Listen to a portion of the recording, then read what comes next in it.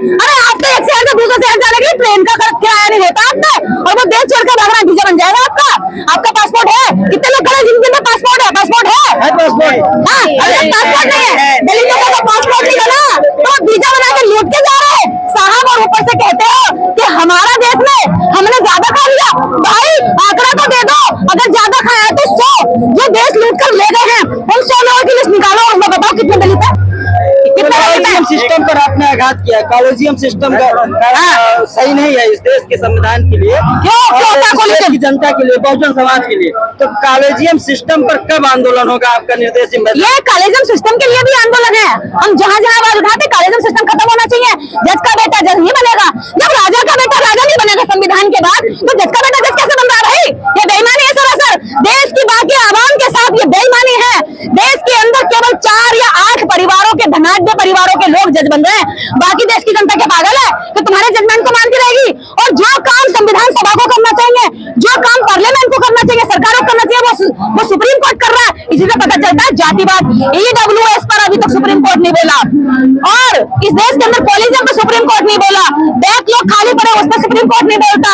NFS करके हजारों एकलव्य, लाखों एकलव्यों को भाव चारों का गला उठा काट लेते हैं, इस पर सुप्रीम कोर्ट नहीं बोलता। अभी जो बस्तियां, जो जातियां पीछे रह गई हैं, उनकी शिक्षा इतनी महंगी है कि वो इतने बड़े बड़े स्कूलों में इतनी महंगी फीस के वो पढ़ा नहीं सकते अपने बच्चों को, तो नौकरी कैसे मिलेगी?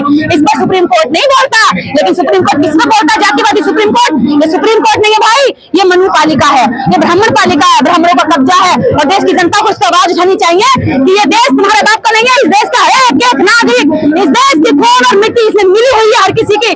तो ये देश के अंदर केवल 4 परिवारों के लोग देश के लिए कानून नहीं बना सकते। ये बेईमानी है। अगर किसी को मिला है तो वो जनरल को मिला है। कैसे? सदियों उसने शिक्षा पर एकाधिकार रखा है, तो वो षड्यंत्रकारी रहा।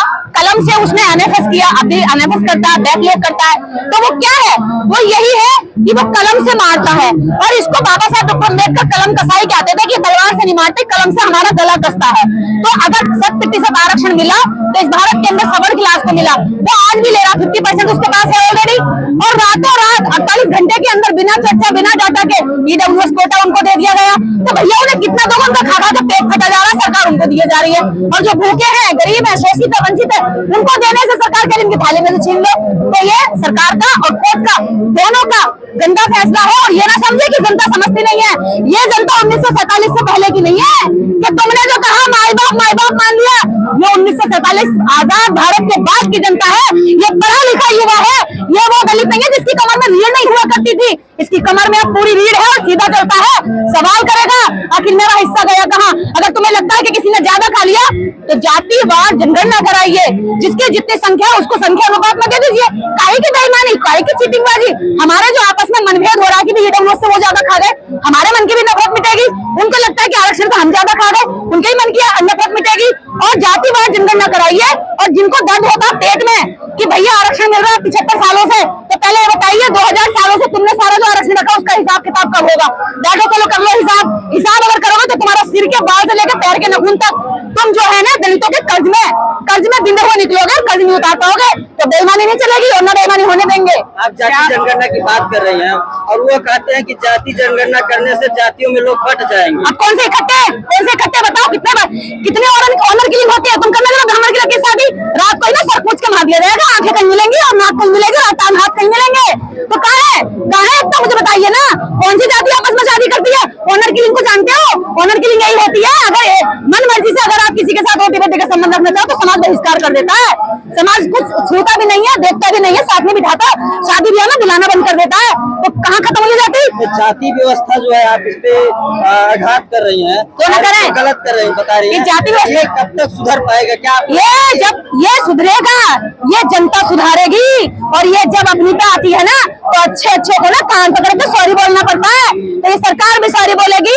और ये डॉक्टर अम्बेडकर की जो संतान है ना, ये तो और भी ज्यादा अग्रेसिव है। क्या आपको लगता है कि बहुजन समाज ऐसी पहल कर रहा है जिससे जाति व्यवस्था टूटे? नहीं हो रही है क्या? आपको नहीं लग रहा है ये जाति व्यवस्था टूटे? आज आप छानी है कौन सी, किसके मुंह पर कौन सी जाति लिखी है?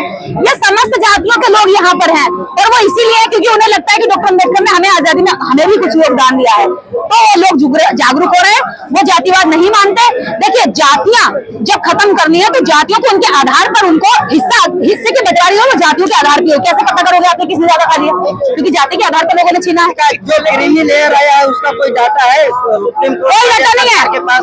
सुप्रीम कोर्ट के पास SC/ST रिजर्वेशन के क्रीमी लेयर का कोई डाटा नहीं है, लेकिन सुप्रीम कोर्ट के क्रीमी लेयर का डाटा निर्देश के पास है। पूछ लो, जज का बेटा जज बनता है, कॉलेजियम से जज का बेटा जज बनता है, और DY चंद्रचूड़ का बेटा खुद जज बनने की तैयारी कर रहा होगा।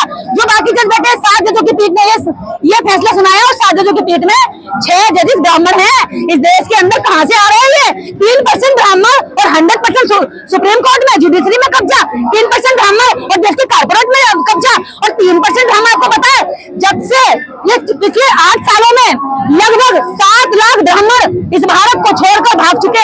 आप शेर के नाम पर वाल्मीकि और जाटा समाज में या और अन्य पिछड़ा समाज में एक सुप्रीम कोर्ट ने जिससे इंसाफ की सिर्फ उम्मीद है, अंतिम विकल्प वही बचा है सुप्रीम कोर्ट, और उसने एक डिसीजन दिया। क्या मानते हैं कि वो हमारे खिलाफ है, समाज में फूट डालने का काम किया है? आपको क्या लगता है ये फूट डालने का काम नहीं है? अगर वास्तव में उनकी उन्नति का काम कर रहे होते तो आरक्षण की सीमा बढ़ाते। उन लोगों की जो स्थिति है कि वो पीछे क्यों रह गए, उसके कारण ढूंढते, उन कारणों का निवारण ढूंढते, उनका इलाज करते, लेकिन ऐसा तो कुछ किया ही नहीं। जिस समाज को आज तक आपने शिक्षा की तरफ अग्रसर नहीं किया, जिस समाज को आपने कभी ये नहीं कहा झाड़ू छोड़ो और कलम उठाओ, उस समाज के लिए आप कह रहे हैं कि जाओ जाकर के, जिसकी जिम्मेदार खुद सरकारें हैं, जिसकी जिम्मेदार खुद स्टेट है, जिसकी जिम्मेदार खुद केंद्र है, केंद्र को एक तरफ रख करके जाति विशेष को उनके सामने टकराव के लिए खड़ा कर दिया, तो ये गंदा और घिनौना काम है। और अगर सुप्रीम कोर्ट ऐसा घटिया राजनीति करेगी तो फिर राजनीति क्या करेगी? अपने समाज को, जो पिछड़ा हुआ समाज है, आज भी शोषित वंचित है, आजादी के 77वें साल में भी, क्या संदेश देंगे आप? मैं यही कहना चाहूंगी कि इस भारत के अंदर जिन लोगों को वास्तव में न्याय मिलना चाहिए था, जिनके लिए वास्तव में संविधान लिखा गया था, उसकी रचना की गई थी, उसमें ऐसे प्रोविजन किए गए थे कि वो आगे आए, जो पिछड़ी भूमिका में रह रहे हैं वो मुख्य भूमिका में जुड़े और देश के निर्माण में अपना योगदान निभाएं। ऐसे लोगों को आज तक नहीं आने दिया, जबकि इसके एवज में संविधान के अंदर आरक्षण का भी प्रावधान किया गया, स्पेशली ताकि उनको उठाया जा सके। पर संविधान के तहत दिए गए आरक्षण को हमेशा से टारगेट किया गया, उसको हमेशा ये कहा गया कि ये तो गरीबी उन्मूलन का कार्यक्रम है, लेकिन ऐसा नहीं है। जातियों के आधार पर कल एक ने सवाल किया कि मेरा भी एक आदमी गरीब है, ब्राह्मण भी एक गरीब है, क्या उसको भी आरक्षण मिलेगा?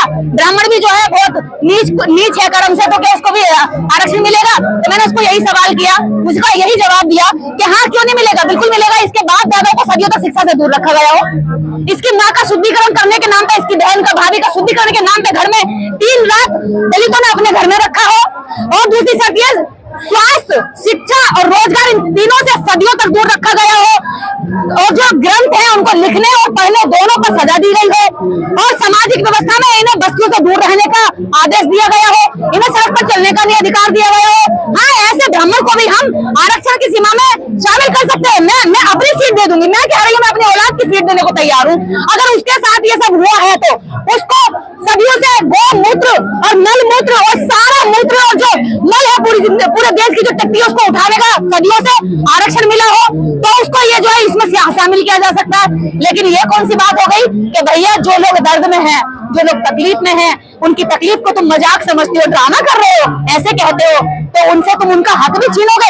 अपनी थाली में 50 रोटी है और उसकी थाली में मात्र आधी रोटी है, तो उस रोटी को भी लकड़ी से खींच रहे, और नहीं खींच पाए तो उसमें मिट्टी डाल के लिए तुझे खाने भी नहीं दूंगा। तो ऐसा घटियापन ये खत्म कर दो। मनो सिस्टम और मनो सोच को जब तक नहीं मारोगे, देश एकता में नहीं आएगा। इस खबर को देखने के बाद क्या है आपकी राय? नीचे दिए गए कमेंट बॉक्स में दीजिए अपनी राय। ऐसी तमाम बड़ी खबरों को देखने के लिए जुड़े रहिए हमारे साथ। खबर अच्छी लगे तो लाइक कीजिए और शेयर कीजिए, और हाँ, चैनल को सब्सक्राइब कर घंटे वाली बटन को दबाना ना भूलिए। फिर आते हैं आपके बीच कुछ खास खबरों के साथ, तब तक के लिए जय भीम।